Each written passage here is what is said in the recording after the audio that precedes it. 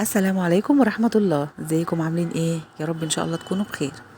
فيديو النهاردة ان شاء الله هيكون عن الموز الدبلان اللي بيتبل عندنا في البيت وما بنرضاش ناكله، والولاد ما بيرضوش ياكلوه او نقدمه للضيوف بسبب لون القشرة بتاعته الغامقة. فالنهاردة هنعمل منه وصفة حلوة جدا بشوية اضافات صغيرة كده عندك في المطبخ هتطلع منه حاجة حلوة جدا. هنقدم منه كمان لو جالك ضيوف. تعالوا نشوف هنعمله ازاي. معايا 3 ثمرات من الموز، قشرتهم ونضفتهم كويس جدا من القشر والفتل اللي بتبقى موجودة فيه، وههرسهم او ههمكهم بالشوكة. لو عايزة تستخدمي الهراسة بتاعة البطاطس بس الشوكة هتوفي الغرض وهيبقى زي الفل. ههمكه كده بالشوكة مش قوي، يعني مش ههرسه ان انا انعمه جدا، يدوب بس ان انا ههرس الموز هرسة صغيرة كده. 3 ثمرات هعملهم بنفس الشكل ده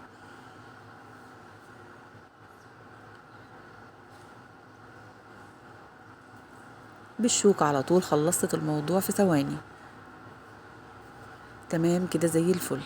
تعالوا نشوف هنعمل ايه بقى. الخطوة اللي بعد كده هنجيب دراق الخلاط بتاعنا ونحط فيه بيضتين، وهتضيفي نقطتين 3 من الفانيليا او ظرفين من الفانيليا البودر، ونص كوباية من الزيت، نص كوباية فقط، ونص كوباية برضو فقط من السكر. وهننزل الموز اللي هرسناه مع بعض. 3 ثمرات الموز اللي هرسناهم المستويين ودبلانين وكنا خلاص على وشك ان احنا نرميهم، هنحطهم في الخلاط مع المكونات اللي قلناها في الاول، ومعاهم نص كوباية حليب فقط برضو. وهنضربهم مع بعض في الخلاط مش اقل من 5 دقايق لغاية ما كل المكونات تتجانس مع بعض بالشكل ده. في بولة هنزل الخليط بتاعي كله، في بولة نظيفة ناشفة ما فيهاش اي حاجة، وهضيف عليهم كوباية ونص من الدقيق بتاع المطبخ بتاعنا العادي، وهفتح عليهم كمان كيس بيكنج باودر، وهضيف رشة ملح علشان اي حاجة فيها دقيق بتظبط الرطوبة بتاعته، رشة الملح. وهقلب كل المكونات بالمضرب السلك اليدوي العادي او بالسباتيولا بتاعتك لغاية ما كل الدقيق يختفي وما يبقاش في حبيبات من الدقيق ولا تكتلات، وانعمها كويس. في اللحظة دي بتشم ريحة الموز بقى حاجة كده جميلة. خلاص كده اتأكدت ان مفيش اي دقيق مكتل في القاع او في الجناب بتاعة الطبق. المكونات كلها اتجنست مع بعض وبقى ده القوام. صينية مقاس 28 همسحها بمسحة زيت أو زبدة أو سمنة المتاح عندك. مسحة بسيطة خالص في صينية مقاس 28، أو لو في أي قالب عايزة تعمليه مفيش مشكلة. لو عايزة تصب الخليط في قالب انجليش أو في صينية نفس الصينية الفورمة بتاعتي، أو ممكن صينية من غير فورمة براحتك. أي حاجة هتشتغل وهتطلع معاكي تمام جدا. ومسخنة الفرن على أعلى درجة. دهنت الصينية كلها تمام جدا، ودلوقتي هنزل بالخليط كله. ده قوام الخليط بتاعنا بالشكل ده، وهوزعه كويس أوي في الصينية عشان ما تبقاش مايلة من جنب وجنب.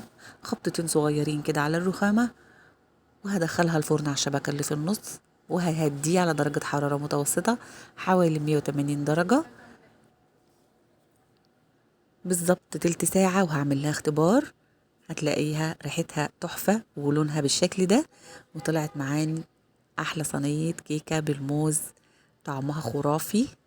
هنستنى لما تهدى شوية من درجة حرارة الفرن، مش تبقى سخنة ولا باردة. ما تسيبيش الكيكه لما تبرد وانت بتقلبيها علشان ما تبقاش لازقه، ما تقلبيهاش سخنه علشان ما تتفرفتش. وادي شكل الكيكه بالموز اللي عملناها مع بعض. مكونات سهله جدا من المطبخ، والموز الدبلان اللي كنا هنرميه عملنا منه حاجه حلوه تقدميها للضيوف بقلب جامد وياكلوا منها الولاد في البيت. هتعجبهم جدا ان شاء الله، وهتعجبكم جدا من الحاجات اللي سكرها مظبوط قوي، وريحتها تحفه جدا وطعمها مميز خالص. اللون ده طبعا بسبب الموز. هوريكم كمان لونها من جوه. هشة جدا وطرية مع الشاي بقى تحفة جدا جميلة قوي. هتعجبكم جدا ان شاء الله. اتمنى يا رب ان هي تعجبكم. بصوا كمان لونها من جوه ده بسبب الموز. هو اللي بيدي اللون ده للكيكة. ما تنسوش لو عجبكم الفيديو تضغطوا لايك وتشتركوا في القناة وشير للفيديو مع كل صحابكم وحبايبكم في حفظ الله. السلام عليكم ورحمة الله وبركاته.